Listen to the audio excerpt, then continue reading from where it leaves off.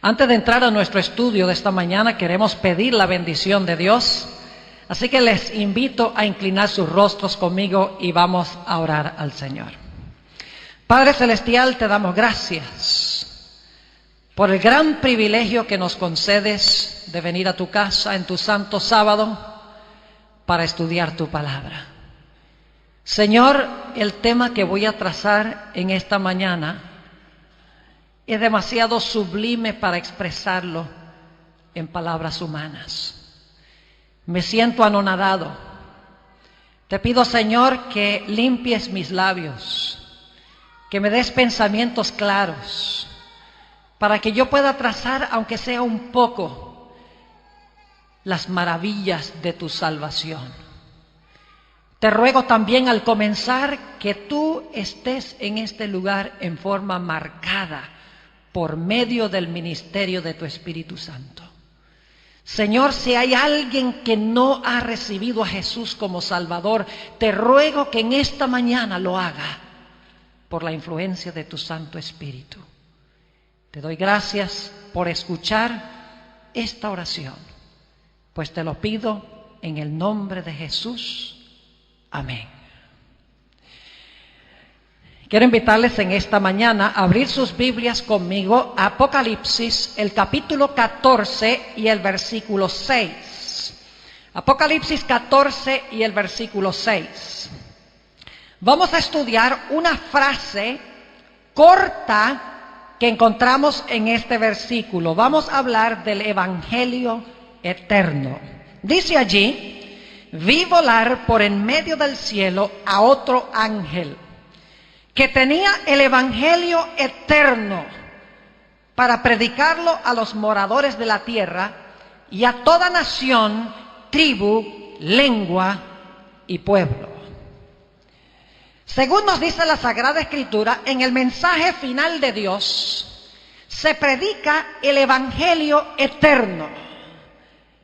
Es más, en Mateo el capítulo 24, si van un momento conmigo allí, Mateo el capítulo 24 y el versículo 14, el Señor Jesucristo habló del mismo Evangelio. Dice lo siguiente: y será predicado este Evangelio del reino en todo el mundo para testimonio a todas las naciones, y entonces vendrá el fin. La condición para que venga el fin, entonces, es la proclamación del Evangelio eterno a toda nación, tribu, lengua y pueblo. Pero la pregunta surge inmediatamente: ¿en qué sentido es este Evangelio eterno? ¿Acaso el Evangelio eterno no es el Evangelio de la salvación?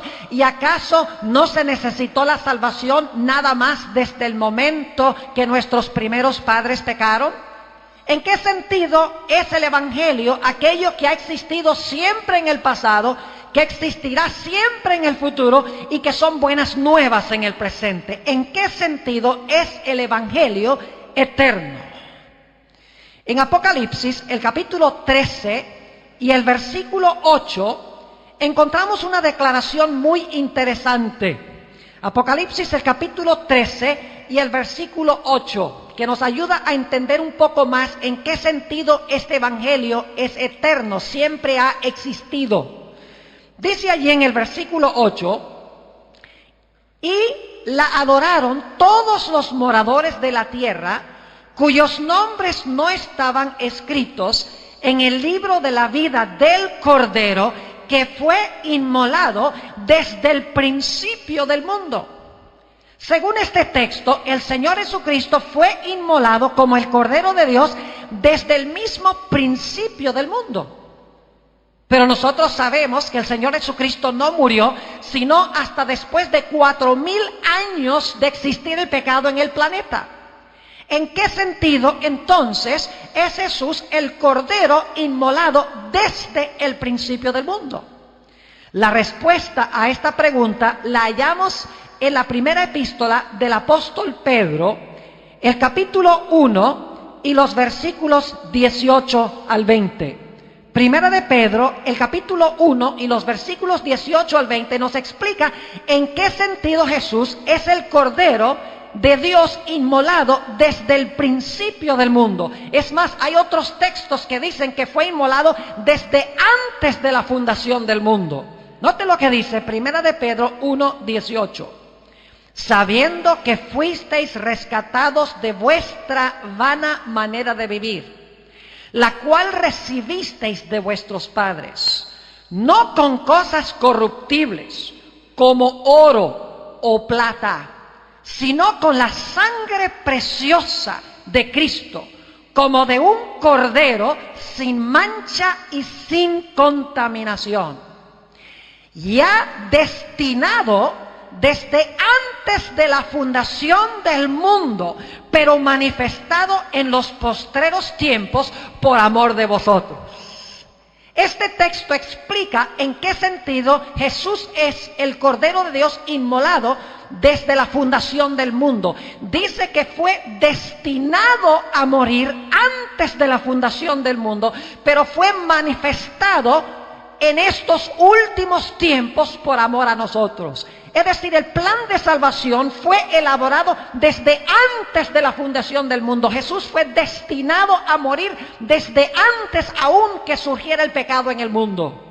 Qué hermoso pensar que cuando surgió el pecado, el Padre y el Hijo no dijeron, ¿y ahora qué vamos a hacer? No pasó así. Ya había un plan en caso de que el hombre pecara. Un plan por el cual Dios iba a salvar al ser humano. En este sentido, el evangelio que se debe proclamar a toda nación, tribu, lengua y pueblo es un evangelio eterno, porque no hubo nunca un tiempo en que Dios no tuvo un plan para salvar a la raza humana, para salvarte a ti y para salvarme a mí. Quiero invitarles a ir conmigo a Apocalipsis, el capítulo 15 y el versículo 1. Encontramos aquí una declaración que nos lleva a pensar seriamente en cuanto a lo que va a suceder muy pronto en este mundo. Está hablando del derramamiento final de 7 plagas terribles sobre el planeta Tierra. Y esto tiene una relación estrecha con el Evangelio eterno, como vamos a ver en nuestro estudio de esta mañana, porque en Apocalipsis tenemos en otros sitios de este libro una explicación de lo que es el Evangelio eterno. Noten Apocalipsis 15 y el versículo 1. Vi en el cielo otra señal, grande y admirable. 7 ángeles que tenían las 7 plagas postreras, porque en ellas se consumaba la ira de Dios. Noten que este texto nos dice claramente que las 7 postreras plagas son la consumación de la ira de Dios sobre el planeta Tierra. Vamos al capítulo 16 y el versículo 1, que nos agrega un detalle que no está en el 15:1. Dice en el capítulo 16 y el versículo 1, oí una gran voz que decía desde el templo a los 7 ángeles, id y derramad sobre la tierra las 7 copas de la ira de Dios. Ahora, Apocalipsis 15:1 nos dice que en las 7 postreras plagas está consumada la ira de Dios. Pero en el 16:1 nos dice que la ira de Dios está contenida en copas, y de las copas se va a derramar la ira de Dios. Es decir, la consumación de la ira de Dios se va a derramar de 7 copas. Ahora vuelvan conmigo a Apocalipsis 14, 9 al 11, y vamos a ver otro detalle que no menciona ni siquiera el capítulo 15:1 ni el 16:1. Apocalipsis 14 y el versículo 9. Y el tercer ángel lo siguió diciendo a gran voz, si alguno adora a la bestia y a su imagen, y recibe la marca en su frente o en su mano, él también beberá del vino de la ira de Dios. Y sigue diciendo que ha sido vaciado puro en el cáliz de su ira, y será atormentado con fuego y azufre delante de los santos ángeles y del Cordero. Y el humo de su tormento sube por los siglos de los siglos. Y no tienen reposo de día ni de noche los que adoran a la bestia y a su imagen, ni nadie que reciba la marca de su nombre. El detalle adicional que se da aquí en Apocalipsis 14, versículo 9 al 11, es que lo que está en las copas, aquellos que han rechazado a Cristo van a tener que beberlo. Así que juntando Apocalipsis 15:1, Apocalipsis 16:1 y Apocalipsis 14:9 al 11, notamos que en las 7 postreras plagas es consumada la ira de Dios. Esas 7 plagas están contenidas en copas y Dios va a derramar las copas, y aquellos que se perderán van a tener que beber la ira de Dios que se encuentra en las copas. Ahora, en el libro de Apocalipsis se dice que hay 2 grupos de personas que estarán en el mundo cuando Cristo venga. Estarán los salvos y estarán los perdidos. Los que reciban el sello de Dios y los que reciban la marca de la bestia. Pero inmediatamente nos preguntamos, ¿por qué razón un grupo es salvo y el otro grupo está perdido? Claro, recibieron el sello de Dios o la marca de la bestia, pero ¿acaso todos no eran pecadores? ¿Acaso todos no merecían beber la copa de la ira de Dios? Aún los salvos fueron pecadores, los impíos son pecadores. ¿En qué sentido hay una distinción entre los salvos y los pecadores si todos en realidad en un momento u otro fueron pecadores? ¿No merecen todos, por ser pecadores, beber las copas de la ira de Dios? La Biblia tiene la respuesta de por qué el grupo de los salvos no beberá las copas de la ira de Dios. Pero para entenderlo necesitamos regresar a la experiencia de Jesús que se encuentra registrada en los evangelios. Quiero invitarles que vayan conmigo al libro de Mateo, el Evangelio según San Mateo, el capítulo 26. San Mateo, el capítulo 26, y quiero empezar la lectura en el versículo 38. Mateo, el capítulo 26 y el versículo 38. Para darles un poquito de contexto, aquí el Señor Jesucristo ha ido con sus discípulos al huerto del Getsemaní. Se ha ido a un lugar un poquito retirado con 3 de sus discípulos, Pedro, Andrés y Juan. Y el Señor Jesucristo les dice a sus discípulos algo que le da a ellos terribles presentimientos en cuanto a lo que viene. Dice en el versículo 38, entonces Jesús les dijo, mi alma está muy triste hasta la muerte, quedaos aquí y velad conmigo. El alma de Jesús cuando fue al huerto del Getsemaní estaba llena de agonía y de tristeza y de sufrimiento. ¿Por qué razón? Si seguimos leyendo lo que está en el capítulo 26, vamos a ver por qué Jesús tenía su alma tan agobiada y tan sufriente en el huerto del Getsemaní. Noten lo que dice el versículo 39 de Mateo 26. Y yendo un poco adelante, se postró sobre su rostro. Es decir, puso su rostro sobre la tierra, pegó la frente de la tierra, orando y diciendo, Padre mío. Fíjense, pueden escuchar la cercanía entre Jesús y su Padre. Padre mío, si es posible, pase de mí esta copa. Muy importante. Si es posible, pase de mí esta copa. Pero no sea como yo quiero, sino como tú. Y luego el Señor Jesucristo, según el versículo 42, habló las mismas palabras por segunda vez. Dice en el versículo 42, otra vez fue y oró por segunda vez diciendo, Padre mío, si no puede pasar de mí esta copa sin que yo la beba, hágase tu voluntad. Es decir, en la copa que tiene Jesús en la mano está contenida la ira de Dios. Y Jesús tiene que beber esa copa, según dice aquí, en el huerto del Getsemaní. Jesús comenzó a caer bajo la ira de su Padre, bajo la ira de Dios. Dice en el versículo 44 que el Señor Jesucristo fue y oró por tercera vez la misma oración. Dice, y dejándolos se fue de nuevo y oró por tercera vez diciendo las mismas palabras.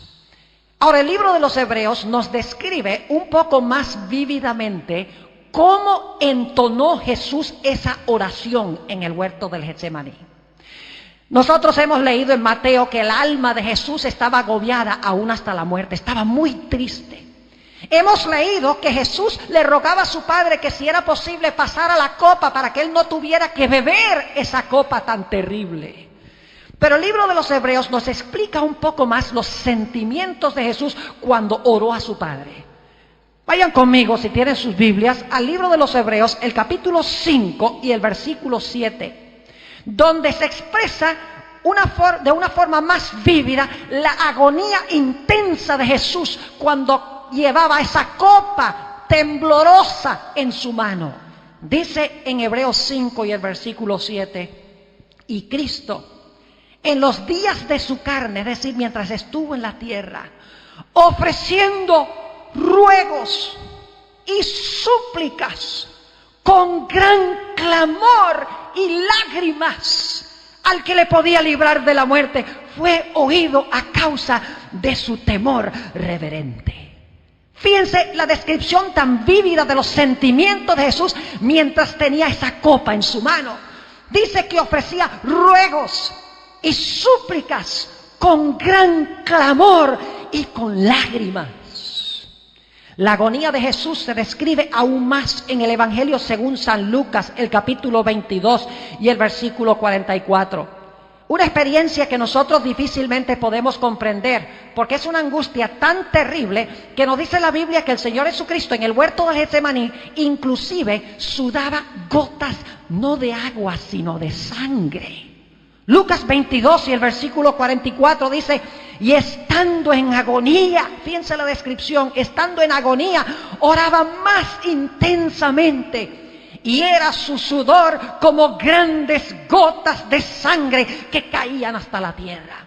Fíjense esta descripción tan vívida, ruegos, clamor, lágrimas, lloro, tristeza, aún hasta la muerte, la copa temblando en su mano, sudando gotas de sangre terriblemente. ¿Por qué razón?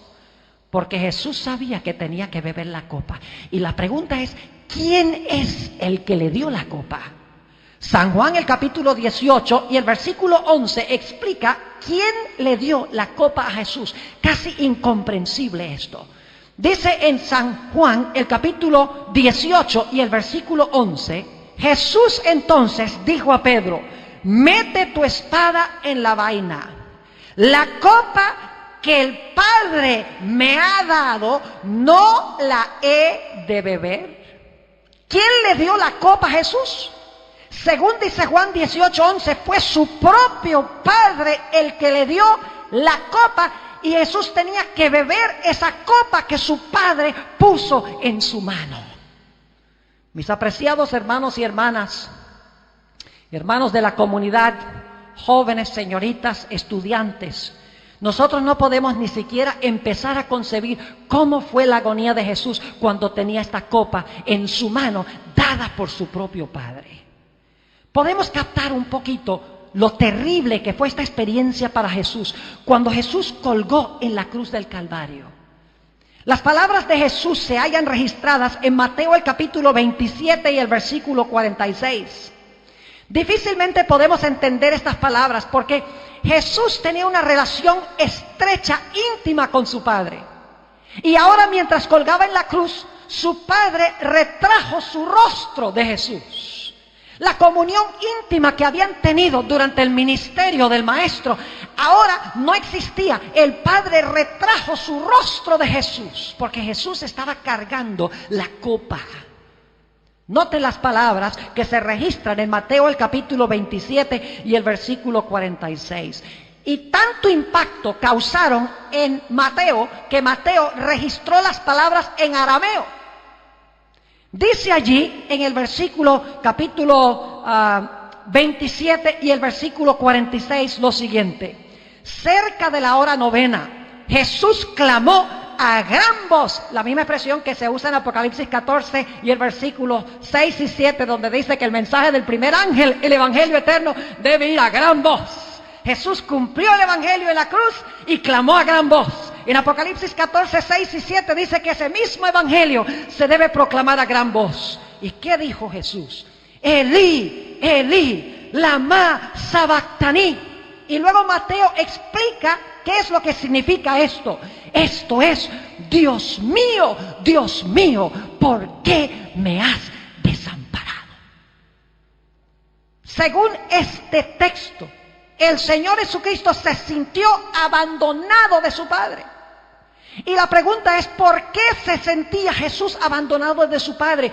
Mis apreciados hermanos y hermanas, aquellos que escuchan por radio, aquellos que están viendo por televisión, déjenme decirles que la razón por la cual el Señor Jesucristo clamó estas palabras es porque el Padre había colocado sobre Jesús los pecados de toda la raza humana. Todos los pecados que se han cometido, los que se están cometiendo, los que se cometerán hasta el final de la historia, fueron colocados sobre Jesús. Es decir, Jesús bebió la copa de la ira de su Padre en nuestro lugar.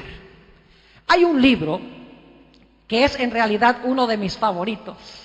Es la biografía favorita de Jesús, a mi parecer. Es lindo el libro, se llama El deseado de todas las gentes. Quiero leer algunas citas que encontramos en las páginas, en los capítulos titulados Getsemaní y el Calvario, para que podamos entender un poco más qué es la agonía por la cual estaba pasando Jesús. En la página 636 de este libro clásico, El deseado de todas las gentes, dice Elena G. de White: toda su vida en la tierra había andado en la presencia de Dios. Hablando de Jesús, mientras se hallaba en conflicto con los hombres, animados por el mismo espíritu de Satanás, pudo decir: el que me envió conmigo está. No me ha dejado solo el Padre, porque yo lo que a Él agrada hago siempre. Durante su ministerio, la relación entre Jesús y su Padre era estrecha. Sigue diciendo: pero ahora le parecía estar excluido de la luz de la presencia sostenedora de Dios. Ahora se contaba con los transgresores. Debía llevar la culpabilidad de la humanidad caída. Sobre el que no conoció pecado debía ponerse la iniquidad de todos nosotros. Tan terrible le parece el pecado, tan grande el peso de la culpabilidad que debe llevar, que está tentado a temer que quedará privado para siempre del amor de su Padre. Sintiendo cuán terrible es la ira de Dios contra la transgresión, exclama: mi alma está muy triste hasta la muerte. En la página 637 dice la misma autora: sentía que el pecado le estaba separando de su Padre. La cima era tan ancha, negra y profunda que su espíritu se estremecía ante ella. No debía ejercer su poder divino para escapar de esta agonía. Como hombre debía sufrir las consecuencias del pecado del hombre. Como hombre, ahora escuchen, como hombre debía soportar la ira de Dios contra la transgresión. Sigue diciendo: como sustituto y garante del hombre pecaminoso, Cristo estaba sufriendo bajo la justicia divina.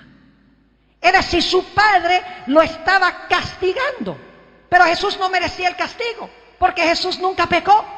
Pero los pecados de todos nosotros fueron colocados sobre Él. Esa es la copa que Él bebió. La copa que debo beber yo, la bebió Él allá en el Getsemaní y en la cruz del Calvario. Sigue diciendo esta autora: veía lo que significaba la justicia. Hasta entonces había obrado como intercesor por otros. Ahora anhelaba un intercesor para sí mismo. Imagínense, quería un intercesor, alguien que abogara por él con el Padre, pero no había, porque el pecado nuestro los separaba de su Padre. Estaba bebiendo la copa de la ira de Dios por tus pecados y por los míos. En la página 638 del mismo libro, dice la autora, Satanás le decía que si se hacía garante de un mundo pecaminoso, la separación sería eterna. Quedaría identificado con el reino de Satanás y nunca más sería uno con Dios. Satanás le decía, si tú te bebes esta copa de la ira de Dios para con el pecado es tan grande que nunca más vas a tener comunión con tu Padre. Un poco más abajo en esa misma página, dice la autora, los pecados de los hombres descansaban pesadamente sobre Cristo. Y el sentimiento de la ira de Dios contra el pecado abrumaba su vida, la ira de Dios contra el pecado. En la página 641, dice Elena White, había llegado el momento pavoroso, el momento que había de decidir el destino del mundo. La suerte de la humanidad pendía de un hilo. Cristo podía aún ahora negarse a beber, escuchen esto, negarse a beber la copa destinada al hombre culpable. Todavía no era demasiado tarde. Podía enjugar el sangriento sudor de su frente y dejar que el hombre pereciese en su iniquidad. Podía decir, reciba el transgresor la penalidad de su pecado y yo volveré a mi Padre. ¿Beberá el Hijo de Dios la amarga copa de la humillación y la agonía? Pregunta la autora, y todos sabemos que sí lo hizo. En la página 643, mejor dicho, del mismo libro, dice la autora esto: en esta terrible crisis, cuando todo estaba en juego, cuando la copa misteriosa temblaba en la mano del doliente, los cielos se abrieron, una luz resplandeció de en medio de la tempestuosa oscuridad de esa hora crítica, y el poderoso ángel que estaba en la presencia de Dios, ocupando el lugar del cual cayó Satanás, vino al lado de Cristo. No vino para quitar de su mano la copa, sino para fortalecerle a fin de que pudiese beberla, asegurado del amor de su Padre. El libro de Isaías describe la experiencia por la cual pasó Jesús. Isaías, el capítulo 53, una profecía mesiánica probablemente muy bien conocida por todos nosotros. Isaías 53, y empezando en el versículo 4, dice: ciertamente llevó Él nuestras enfermedades y sufrió nuestros dolores, y nosotros le tuvimos por azotado, por herido de Dios y abatido. Mas Él herido fue por nuestras rebeliones, molido por nuestros pecados. El castigo de nuestra paz fue sobre Él, y por su llaga fuimos nosotros curados. Todos nosotros nos descarriamos como ovejas, cada cual se apartó por su camino. Y ahora escuchen la última frase: mas Jehová cargó en Él el pecado de todos nosotros. Mis apreciados hermanos y hermanas, estudiantes, hermanos de la comunidad, los que oyen por radio, los que ven por televisión, la próxima vez que nos sintamos inclinados a pecar, recordemos lo que el pecado le hizo a Jesús. La razón por la cual el pecado no nos alarma es porque nosotros no estamos mirando a la cruz para ver lo que el pecado hizo con el Maestro. Es decir, la forma de vencer el pecado no es luchando contra el pecado, sino mirando al Salvador. Cuando yo veo a Jesús en la cruz clamando: Dios mío, ¿por qué me has desamparado?, le pregunto a Jesús: Jesús, ¿por qué tú dijiste esas palabras? Y Jesús dice: la paga del pecado es muerte. Yo clamé: Dios mío, ¿por qué me has desamparado? Porque estaba cargando tu pecado. Cuando yo veo lo terrible que es el pecado, que puso a Jesús en la cruz, que llevó a Jesús a exclamar esas terribles palabras, yo no voy a querer nada más que ver con el pecado. La razón por la cual peco es porque tengo mis ojos en muchas cosas y no en Jesús. Vayan conmigo un momento al libro de Ezequiel, el capítulo 39 y el versículo 17 al 19. Ezequiel, el capítulo 39 y el versículo 17 al 19. Quiero que notemos algo muy interesante acá. La Biblia dice que al final de la historia la mayoría de los seres humanos van a beber las copas de la ira de Dios. Pero la Biblia dice que el Señor Jesucristo bebió la copa de la ira de Dios. ¿Por qué razón la mayoría de los seres humanos van a beber las copas de la ira de Dios? Sencillamente porque no recibieron a Jesús, quien bebió la copa en su lugar. Ahora, noten lo que dice Ezequiel, el capítulo 39, y quiero leer los versículos 17 al 19. Un poco de contexto aquí. Está hablando de la invasión de dos poderes que se conocen como Gog y Magog a la tierra de Israel. Pero vamos a encontrar que esto simboliza algo mucho más grande al final de la historia. Y quiero que noten que cuando Gog y Magog invaden a la tierra de Israel, Dios va a hacer algo con Gog y Magog, con los enemigos del pueblo de Dios. Dice en el versículo 17, y tú, hijo de hombre, así ha dicho Jehová el Señor. Di a las aves de toda especie y a toda fiera del campo, juntaos y venid, reuníos de todas partes a mi víctima, escuchen bien la terminología, mi víctima que sacrifico para vosotros. Un sacrificio grande sobre los montes de Israel. Y comeréis carne y beberéis sangre. Comeréis carne de fuertes, beberéis sangre de príncipes de la tierra. Ahora escuchen los animales. De carneros, de corderos, de machos, de cabríos, de bueyes y de toros engordados todos en Basán. Comeréis grosura hasta saciaros y beberéis hasta embriagaros de sangre de las víctimas que para vosotros sacrifiqué. Ahora, lo interesante es la terminología que se usa en este pasaje para hablar de la destrucción de Gog y Magog. Se usa la palabra víctima, se usa la palabra sacrificio, y se presentan animales que se usaban en el servicio del santuario, porque se mencionan carneros, corderos, machos de cabrío, bueyes, toros. Todos esos eran diferentes tipos de animales que se usaban en el sistema de sacrificios del Antiguo Testamento. Esta terminología es terminología del santuario. Gog y Magog van a ser víctimas, van a ser sacrificadas como los animales de los sacrificios en el sistema ceremonial del Antiguo Testamento. Pero quiero decirles que este pasaje se cumple en un ámbito mucho mayor. Es una profecía de algo mucho más grande que va a pasar en el futuro. Vayan conmigo a Apocalipsis el capítulo 20 para que veamos el cumplimiento final de esto. Apocalipsis el capítulo 20 y el versículo 7 al 9 está hablando de los perdidos, de los que van a estar fuera de la santa ciudad. Apocalipsis 20 y el versículo 7, después de los 1000 años. Dice, cuando los 1000 años se cumplan, Satanás será soltado de su prisión y saldrá a engañar a las naciones que están en los 4 ángulos de la tierra. Fíjense aquí, a Gog y a Magog, que representan a todos los enemigos del pueblo de Dios, a Gog y a Magog, a fin de reunirlos para la batalla, el número de los cuales es como la arena del mar. Y subieron sobre la anchura de la tierra, rodearon el campamento de los santos y la ciudad amada. Ahora quiero que capten la escena. Dentro de la ciudad están los salvos, aquellos que recibieron a Jesús y que Jesús salvó porque Jesús bebió la copa en su lugar. Fuera de la santa ciudad se hallan los perdidos, aquellos que rechazaron a Cristo, rechazaron el pago que ofreció Jesús en beber la copa por ellos.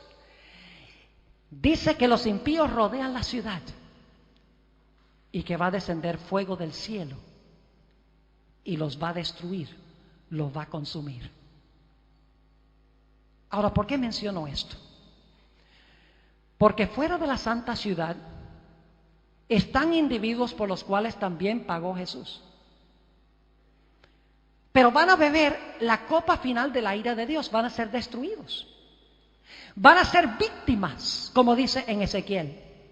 Van a ser sacrificados como animales en el servicio del santuario. Ahora, ¿a qué me refiero? Yo quiero preguntarles, ¿cuántas formas hay de pagar por el pecado? En realidad hay 2 formas. A lo mejor ustedes, cuando yo hice la pregunta, dijeron, hay una sola forma de pagar por el pecado. La Biblia dice que hay 2 formas. Una forma o una manera es que Cristo beba la copa y pague por los pecados. La otra forma es que nosotros bebamos la copa y paguemos por nuestros pecados. La Biblia dice, la paga del pecado es muerte. Si yo recibo a Jesús, quien pagó la muerte que yo debo sufrir, yo me salvo. Por el otro lado, si yo rechacé el pago que hizo Jesús, yo voy a morir, yo voy a pagar por mis propios pecados, porque la paga del pecado es ¿qué cosa? Muerte. Y al morir los impíos fuera de la santa ciudad, están sacrificando sus vidas, están muriendo como víctimas, como animales del santuario, pero están pagando por sus propios pecados. ¡Qué desperdicio! Que Jesús haya bebido la copa, que Jesús haya muerto, y que toda esa multitud de personas estén fuera de la santa ciudad, perdidos. Ahora yo quisiera que fuéramos al versículo más famoso de la Biblia. ¿Juan qué? Juan 3:16. Dicen, pastor, no leamos ese versículo que no lo sabemos de memoria. Bueno, hay un punto que quiero recalcar aquí. Porque generalmente lo que hacemos es leer este versículo para hablar de lo maravilloso que es Dios. Dios ama al mundo y salva al mundo. Y nos olvidamos de que la segunda mitad del versículo tiene un punto muy importante. Noten lo que dice Juan 3:16. Porque de tal manera amó Dios al mundo. Eso te incluye a ti y a mí. Hasta el doctor Schultz lo incluye.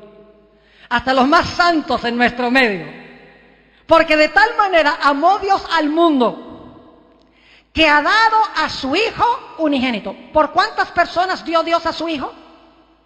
Por el mundo. ¿Por cuántas personas bebió Jesús la copa? Por el mundo.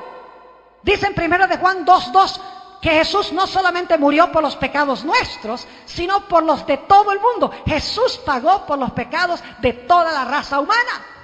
Entonces algunos dirán, bueno, pastor, entonces todos se van a salvar. Si Jesús pagó el precio por todos los pecados, todos se van a salvar. Lamentablemente no es así.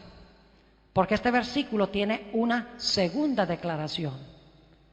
Porque de tal manera amó Dios al mundo, que ha dado a su Hijo unigénito, para que todo aquel que en Él cree, no se pierda, mas tenga vida eterna. ¿Captaron el punto?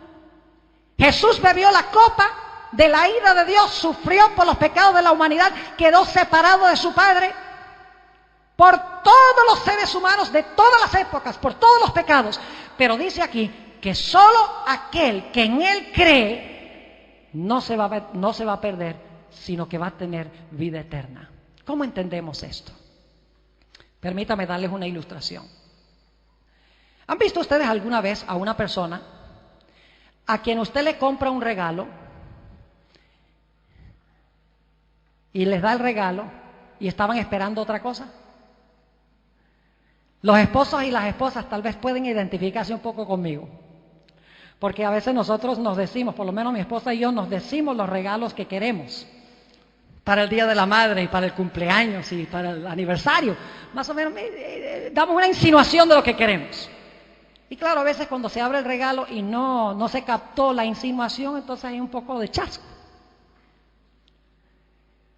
Pero yo he visto casos a donde padres han comprado un regalo para sus hijos, un regalo de Navidad, y cuando los hijos abren el regalo y se dan cuenta que no hay allí lo que ellos querían, le dicen a los padres, llévate esto, yo no quiero esto. Yo pregunto, ¿un regalo se puede recibir o rechazar, sí o no? Claro que sí. Usted puede recibir un regalo o lo puede rechazar. Ahora pregunto, ¿cuánto cuesta un regalo? ¿Cuánto cuesta un regalo? La respuesta es ambigua, porque cuesta y no cuesta. Un regalo cuesta al que lo ¿qué? Al que lo compra. Pero el que recibe el regalo, lo recibe gratuitamente porque es un regalo. Ahora, aplicándole esto a Jesús. Cuando Jesús murió en la cruz, pagó un precio infinito, el precio de su sangre, para comprar el regalo de la salvación. Y Jesús ofrece ese regalo a toda la raza humana. Se lo compró para todos los que están aquí. Pero yo tengo que recibir el regalo. Dios me ha dado la opción de aceptar el regalo de la salvación o de rechazar el regalo. Y ese regalo es Jesús. El pago que hizo Jesús. Jesús bebió la copa para que en el tiempo del fin, cuando Dios derrame sus copas de la ira, no tengamos nosotros que beber la copa, porque Dios no va a castigar los mismos pecados 2 veces. Sería injusto castigar el mismo crimen 2 veces. Una vez que se ha castigado una vez, la justicia está satisfecha. Así que Jesús bebió la copa para que nosotros no tengamos que beberla. Lamentablemente, el libro de Apocalipsis dice que la vasta mayoría de los seres humanos van a rechazar el regalo y van a tener que beber las copas de la ira de Dios. ¿Cómo recibimos nosotros el regalo? Para que todo aquel que en Él cree no se pierda, mas tenga vida eterna. ¿Qué debemos hacer cuando creemos en Jesús? Vayan conmigo al Evangelio según San Marcos. San Marcos, el capítulo 16. Y quiero leer los versículos 15 y 16. Ayer en nuestro tema leímos estos versículos. Ahora quiero subrayar otro punto muy importante. San Marcos, el capítulo 16 y el versículo 15 y 16. Y les dijo: id por todo el mundo y predicad el evangelio a toda criatura. El que creyere, fíjense la conexión con Juan 3:16, donde dice todo aquel que en él cree, pero ahora se habla de un paso adicional que se debe tomar, indicando de que creemos en él. Dice, el que creyere y fuere ¿qué? El que creyere y fuere bautizado será salvo. ¿Saben que la Biblia dice que es en el momento del bautismo cuando yo participo de todas las bendiciones que ganó Jesús cuando sufrió en el Getsemaní y cuando murió en la cruz del Calvario? En el momento de mi bautismo, cuando soy sepultado debajo de las aguas y salgo de las aguas, Dios ya no me mira a mí, sino que me mira en Jesús. Dice, todo lo que hizo Jesús está en lugar de todo lo malo que tú has hecho. Es el momento, según la Biblia, cuando yo soy adoptado como hijo e hija de Dios. Es decir, mi creencia en Jesús se manifiesta en un acto tangible, el bautismo. Cuando me bautizo, en ese momento soy adoptado. Es la ceremonia oficial de adopción como miembro de la familia de Dios. En ese momento Dios me mira a mí como si nunca hubiese pecado. Porque no me mira a base de mis terribles pecados, sino, como dice la Biblia, soy acepto en el amado. Qué gloriosa experiencia ofrece Dios a aquellos que reciben al Señor Jesucristo el regalo. El Evangelio eterno sencillamente significa que Jesús pagó para que yo no tenga que pagar. Jesús murió para que yo no tenga que morir. Jesús sufrió para que yo no tenga que sufrir la ira de Dios en estos últimos días cuando sea derramada la ira de Dios. Jesús sufrió para que yo me pudiera salvar en su reino. Ahora quiero que vayamos por un momento, ya llegando al final de nuestro tema en esta mañana. Quiero que vayamos al libro de Génesis. Es un libro favorito mío. He dedicado muchas décadas al estudio de este libro. Y quiero decirles que yo creo que toda doctrina de la Iglesia Adventista del Séptimo Día se puede comprobar del libro de Génesis. El libro de Génesis no es solo un libro de historias, es un libro de profecías. Si usted quiere saber de la batalla de Armagedón, tiene que estudiar la historia de Caín y Abel, porque esta es la primera batalla de Armagedón de la historia. El libro de Génesis habla del bautismo, créanlo o no. El libro de Génesis nos habla del día de reposo, nos habla de la ley, nos habla de la ley ceremonial, nos habla en cuanto a la salud, nos habla en cuanto a la familia, nos habla en cuanto al estado de los muertos, nos habla en cuanto al santuario. Es un libro que tiene una dimensión profética que hemos ignorado en gran medida. Ahora, no vine aquí a predicar sobre el libro de Génesis, lo hice en nuestra escuela, en nuestro colegio hermano de Chillán hace unos años. Pero si quieren pueden conseguir la serie Descubriendo los Secretos de Génesis, donde trazo el mensaje adventista en su totalidad desde la perspectiva del libro de Génesis. Cada historia de Génesis es una profecía. No son solo historias que sucedieron, son historias que se deben entender como profecías. Génesis el capítulo 2 y el versículo 25. Fíjense lo que dice. Hablando de nuestros primeros padres, Adán y Eva. Y estaban ambos desnudos, Adán y su mujer, y no se avergonzaban. ¿En qué condición estaban Adán y Eva? En su perfección. Dice que estaban desnudos y no se avergonzaban. ¿Saben por qué? Porque no tenían vestiduras artificiales, estaban cubiertos de la gloria de Dios. Sus mantos eran mantos de luz, estaban cubiertos de un manto de luz, en su inocencia, en su estado perfecto. La Biblia nos dice, sin embargo, que cuando ellos pecaron, quedaron destituidos de la gloria de Dios. Note lo que dice Génesis el capítulo 3 y el versículo 7. Entonces fueron abiertos los ojos de ambos y conocieron que estaban desnudos. Fíjense, porque la luz se fue, estaban destituidos de la gloria de Dios y ahora se vieron desnudos. Y la Biblia dice que para tratar de resolver su situación, se hicieron delantales de higuera y taparon sus cuerpos. Pero ¿saben que eso no tapó la desnudez? Ellos mismos sabían que eso no tapaba la desnudez. La desnudez no era de cuerpo, era de alma. Y eso lo sabemos porque en el siguiente versículo Dios viene buscando a Adán y Eva. ¿Dónde están ustedes? Y Adán y su mujer dicen, bueno, es que nos escondimos en medio del huerto porque estábamos desnudos, pero ya estaban vestidos con las hojas de higuera. Y sin embargo dicen, estamos desnudos. Es decir, la desnudez no era desnudez corporal. Ellos sabían que su alma estaba desnuda, estaban en un estado de pecado que merecía el derramamiento de la ira de Dios ese mismo día, porque Dios dijo, el día que de él comieres, morirás. Ellos sabían que la desnudez representaba alienación de Dios, significaba que estaban alejados de Dios y que ahora la ira de Dios debía caer sobre ellos. Las hojas de higuera de nada ayudaron. Así que Dios hizo algo muy hermoso ese mismo día. Génesis 3 y el versículo 21. Fíjense qué lindo esto. Dice, y Jehová Dios hizo al hombre. ¿Quién lo hizo? ¿Quién lo hizo?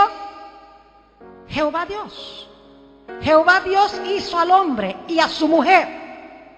¿Qué cosa? Túnicas de poliéster. No, túnicas de algodón. No, túnicas de gabardina. No. Dice, y Jehová Dios hizo al hombre y a su mujer túnicas de pieles. Plural, porque eran dos personas. Túnicas de pieles. ¿Y los qué? Y los vistió. Ahora yo pregunto, ¿qué necesita suceder para que usted pueda conseguir la piel de un animal? Este es un país muy ganadero, el país de Argentina. Para conseguir la piel de un animal, el animal tiene que morir. Es decir, el mismo día que se debía ejecutar la sentencia de muerte contra Adán y Eva, porque Dios dijo, el día que de él comieres morirás. No dijo, vas a morir a los 930 años. Dijo, el día que de él comieres morirás. Ese mismo día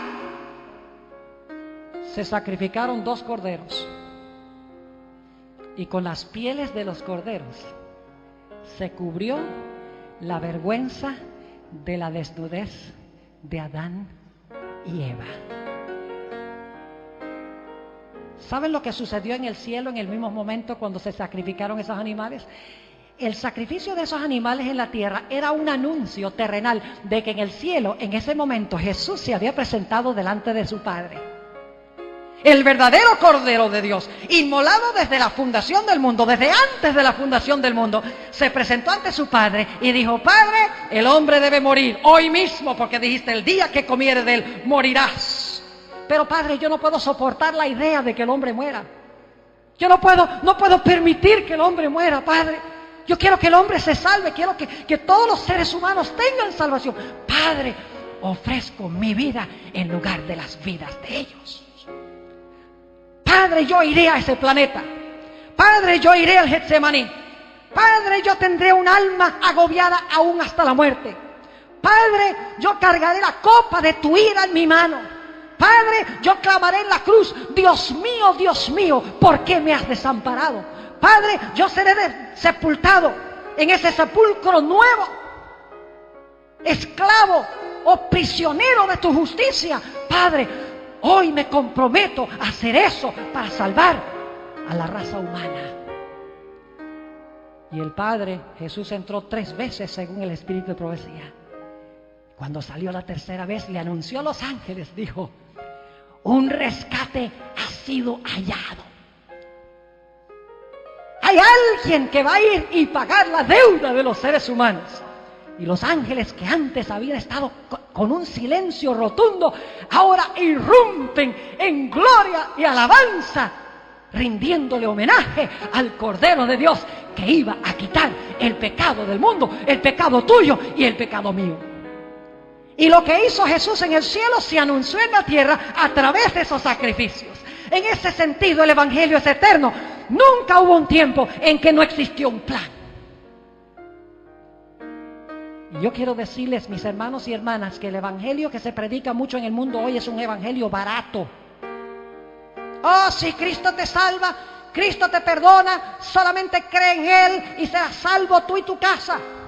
Y la Biblia dice eso, pero se comprende muchas veces mal. La gente hoy en día muchas veces lo que quiere es perdón, pero no quiere pureza. La gente quiere que sus pecados sean quitados, pero no quieren en su vida vencer el pecado. Ahora yo quiero decirles cómo fue esa primera ceremonia de ese sacrificio que hizo Adán. Se describe en el libro Historia de la Redención de una forma vívida. Imagínense un mundo donde no había muerte. Hoy en día estamos acostumbrados a la muerte. Todas partes, en Irak matan 16, matan 20, en las calles matan personas.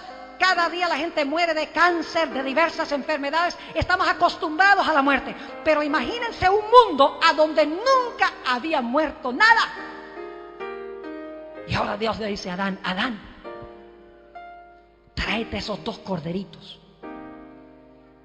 Quiero que tomes esta herramienta. No sabemos si era un cuchillo, pero quiero que tomes esta herramienta, que rasgues el cuello de esos animales. Y Adán y Eva no sabían lo que era la muerte, sabían que era algo terrible, Dios les había dicho, pero no habían experimentado la muerte. Así que Adán ahora toma el cuchillo y raja el cuello, degolla a ese animal, a ese cordero, y luego el segundo cordero. Y ese cordero ahora, que antes estaba vivo, que respondía a la voz de Adán y venía mansamente a él, ahora chorrea la sangre de su cuello, y de repente el animal está inerte en los brazos de Adán, y Adán mira terrible, horrorizado. Y Dios le dice a Adán: Adán, la paga del pecado es muerte. Ese cordero representa a tu Creador, el Cordero de Dios que quita el pecado del mundo, que va a pasar por esa experiencia, Adán. Tu pecado es tan terrible que no solamente causa la muerte de un cordero, de un animal, sino que le va a quitar la vida a tu propio Creador, quien va a ofrecer su vida en rescate por muchos. Oh, mis hermanos y hermanas, cuando Adán vio el costo del pecado, no solamente...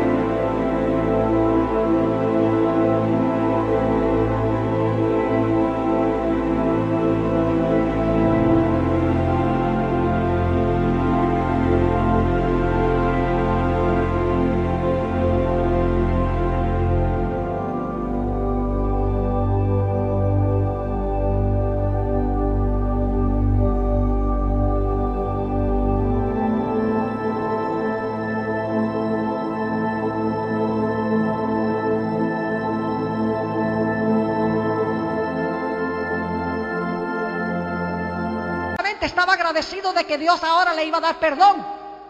Claro que Dios perdonaba por la sangre del cordero. Dios le estaba diciendo: el sacrificio de este cordero representa a Jesús, quien te va a quitar el pecado. Puedes saber que tu pecado está perdonado por la sangre del cordero.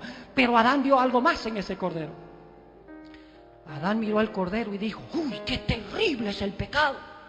Mire lo que hace el pecado. No solamente mata a estos corderos, sino que va a matar al Cordero de Dios, quien va a beber la copa que debemos beber nosotros. ¡Uy, es horrible el pecado! Nosotros no queremos más nada que ver con el pecado. Es decir, de la cruz fluye perdón, pero también fluye poder para vencer el pecado en la vida.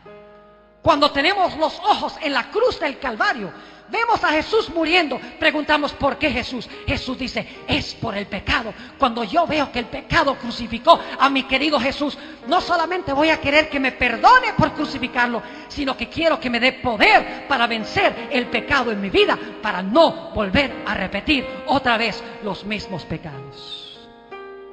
Dios cubrió la vergüenza de la desnudez de Adán y Eva con los méritos del Cordero. Vayan conmigo a nuestro último versículo. Gálatas, el capítulo 3. Gálatas, mientras continuamos escuchando las notas del piano. Gálatas, el capítulo 3. Y quiero leer los versículos 26 y 27. Gálatas 3, 26 y 27.